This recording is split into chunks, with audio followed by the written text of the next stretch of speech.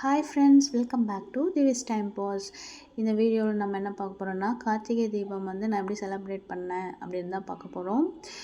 இது பார்த்திங்கன்னா வந்து தேர்ஸ்டே அன்றைக்கி வந்து பூஜை பொருள்லாம் எடுத்து வாஷ் பண்ணிவிட்டு, அப்புறம் பூஜை ஃபோட்டோஸ்லாம் வந்து எடுத்து வாஷ் பண்ணிவிட்டு, அந்த இடத்த ஃபுல்லாக க்ளீன் பண்ணிவிட்டு, திரும்பவும் ஃபஸ்ட்லேருந்து எல்லாமே வந்து ரெடி பண்ணி செட் பண்ணியாச்சு. செட் பண்ணிவிட்டு எப்பவும் போல் சிம்பிளாக தேர்ஸ்டே வந்து விளக்க வச்சு சாமியை கும்பிட்டாச்சு. இது பார்த்திங்கன்னா வந்து பரணி தீபம். தேர்ஸ்டே அன்னைக்கு கார்த்திகை தீபத்துக்கு முன்னாடி நாள் வந்து பரணி தீபம் வந்து போடணும். இது போட்டால் ரொம்ப நல்லது. அதுக்கப்புறம் வந்து டின்னர் பார்த்திங்கன்னா வந்து பொங்கலும் வெண்பொங்கலும் வந்து சாம்பார் தான் வந்து செஞ்சுருந்தோம் அன்றைக்கி. இது செஞ்சு சாப்பிட்டுட்டு தூங்கிட்டு மறுநாள் வந்து பப்போ ஸ்கூலுக்கு அனுப்பிட்டு வேலை பார்க்க ஸ்டார்ட் பண்ணது தான். இப்படி தான் வந்து 6 o'clock ஆச்சுன்னே தெரியாது. அப்புறம் 6 o'clock பார்த்திங்கன்னா வந்து டிவியில் லைவ் போட்டு விட்டாச்சு.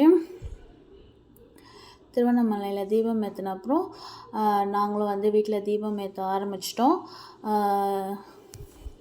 மினிமம் வந்து பார்த்திங்கன்னா வந்து 27 விளக்கு வைக்கணும். ஆனால் வந்து நான் வந்து 27ஓட மேலே ஃபஸ்ட்டே இருந்ததால கொஞ்சம் கிராண்டாக வந்து வச்சுருந்தேன். ஒரு 35 கிட்ட வச்சுருந்தேன் ஃபஸ்ட் டேன்றதால. செகண்ட் டே வந்து அதோட கம்மியாக ஒரு 27 வச்சுருந்தேன். தேர்ட் டே வந்து ரொம்ப கம்மியாக தான் வச்சுருந்தேன். ஆக்சுவலாக வீட்டு வெளியிலேருந்து தான் வந்து ஃபஸ்ட்டு ஸ்டார்ட் பண்ணணும். வாசல்லேருந்து விளக்கு வச்சுட்டு அதுக்கப்புறம் தான் வந்து பூஜை ரூமில் வந்து விளக்கு வைக்கணும். நானும் அப்படி தான் பண்ணியிருந்தேன். வாசல்லேருந்து விளக்கு வச்சுட்டு அதுக்கப்புறம் பூஜை ரூமில் வச்சுருந்தேன். என்னப்ப நல்லவா என் தாயும் அல்லவா, என்னப்ப நல்லவா என் தாயும் அல்லவா, பொன்னப்ப நல்லவா பொன்னம்பலத்தவா, பொன்னப்ப நல்லவா பொன்னம்பலத்தவா. Happy Karthigai Deepam to all. இதோட நெக்ஸ்ட் வீடியோவில் பார்க்கலாம். பாய் பாய்.